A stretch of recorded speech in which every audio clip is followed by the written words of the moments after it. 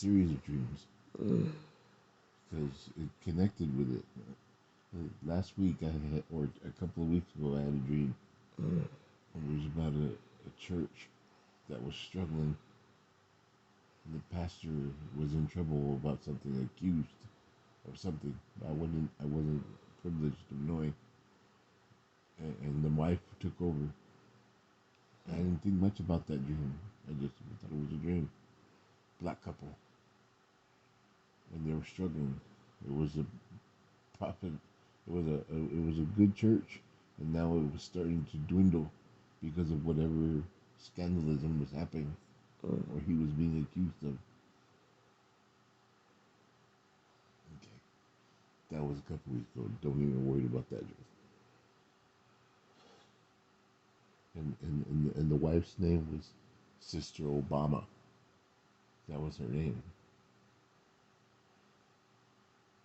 That was their names. She took over the pastoralship in that dream. Okay. So that happened a couple of weeks ago. This dream, I had another dream of that I was in another church where there was a lot of black people in the church, and the pastor was black, and I was there, and it was like in a library. The church was like in a children's library, and we were setting up the chairs.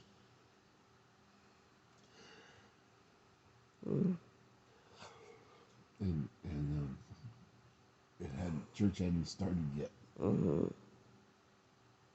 so we were bringing the chairs out, setting up the microphones and everything. And the pastor was there, and I was new there, so I didn't know anything about the church. I didn't know the politics of the church or anything. So I'm there, and I'm doing stuff and praising the Lord and everything, like in a heart of worship. And then all of a sudden I saw a white man come out from one of the places where they had the chairs and everything. And he came out and he talked to the pastor. And I don't know what was being said, but it looked heated, you know. And so he went back to where he was at. He walked back, and he grabbed the pulpit. He bring the pulpit out. The white man.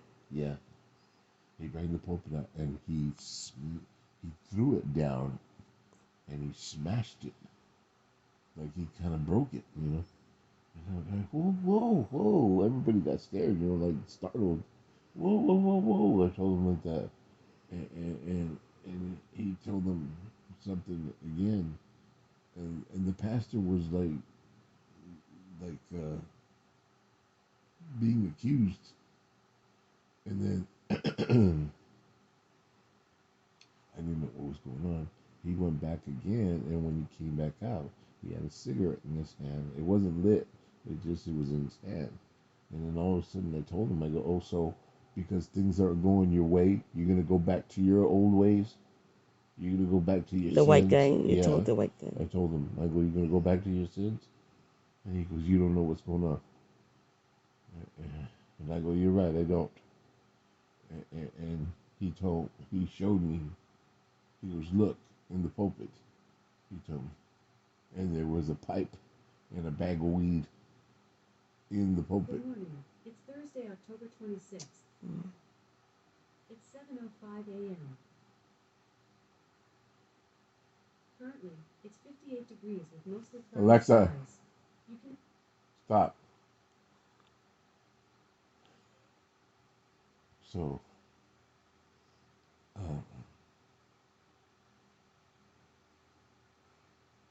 that's what was happening, right?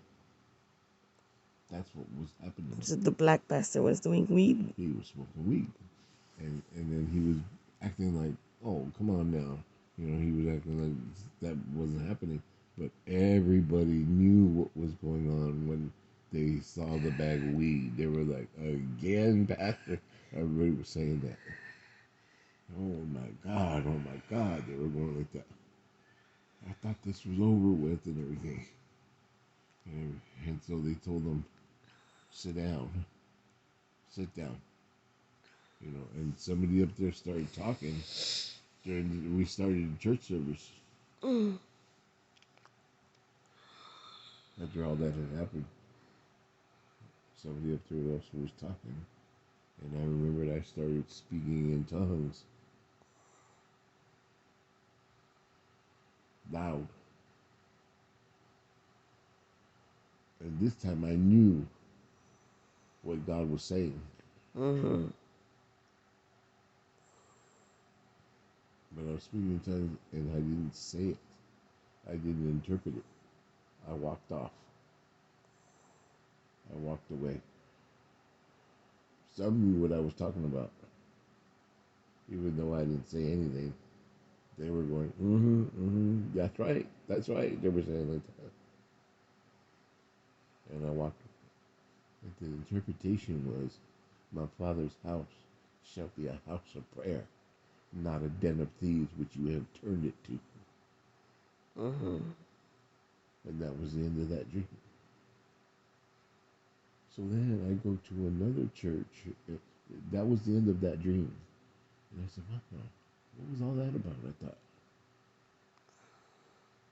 And I was going to say, I wanted to say something about the dream. And I didn't say anything. And I thought, well, that was just a dream, I guess. So then I went back to sleep. I started dreaming again. This time I started dreaming. And it was a church. It was again a black church. Mostly black people.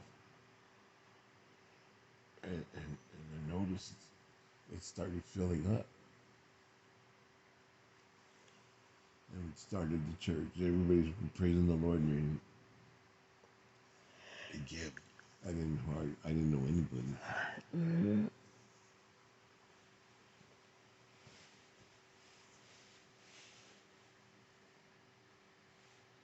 And then they were talking. And I got my chair and I asked somebody, there was a white lady holding a baby. And I asked her, ma'am, is anybody sitting here? She was no. So I sat there and I saw the paper. There was paper there. I go, are these your papers?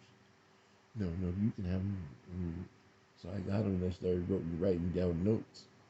You know, I wrote on top of the letter, on the letterhead, I wrote notes, but I didn't spell it right. I wrote it funny. I wrote, instead of notes, I wrote noteses. Why am I writing this? And so as I was writing, I wrote that, and then I was there and I waiting for the man to start preaching. He was more or less kind of announcing things, and I looked over in the back and I noticed, well, there's a lot of people here. It's a big church. And I looked over and there was a black man that was sitting where I was sitting. He took my place, and I was like, oh, is this your spot? He goes, oh, no, I didn't know anybody was sitting here. Oh, you can have it. Go ahead. That's your spot. Go ahead. Have at it. So then I walked up to there was a spot in the very front row, and I sat there. So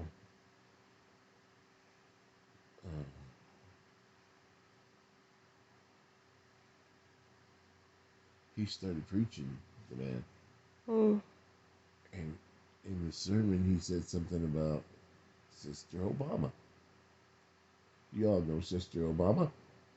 The first dream. Yeah, and I was like, what? And I was like, what did he say? Sister Obama. And then he said, well, she's still here and she's still in charge. She's still preaching, but we're going to help her. We're gonna help her. He was an associate pastor. Mm. We're helping her, and we're gonna help the whole family. And then all of a sudden, I noticed the pastor, her husband, he was accused Mm-hmm. some scandalism, Mm-hmm. and it left him looking uh, raggedy. Mm-hmm. He looked raggedy. He looked like it had taken the life out of him. Mm-hmm.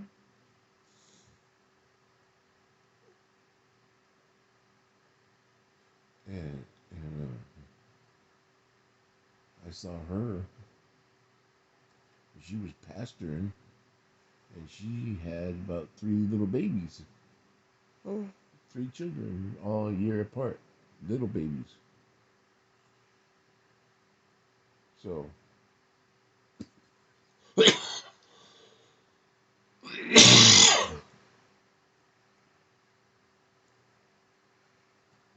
and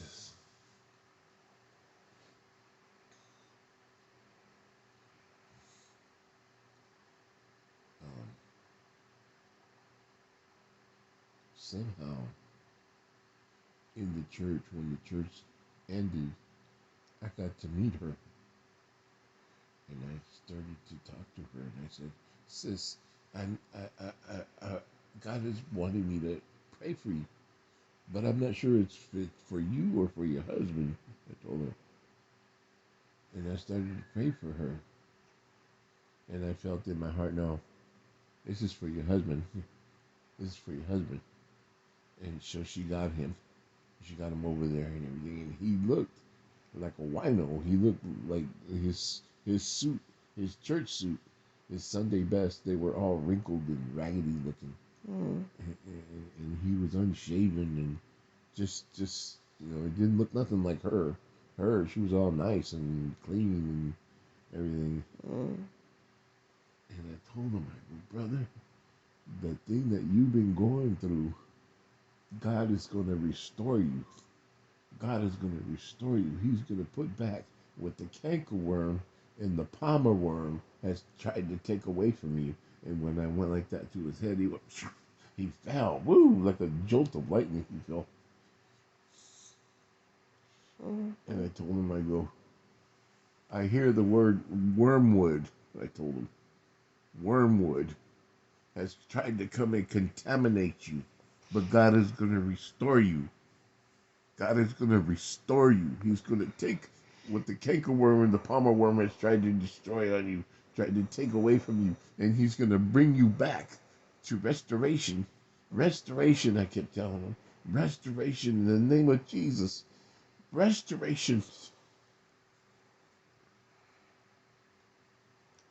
And that was the end of the dream.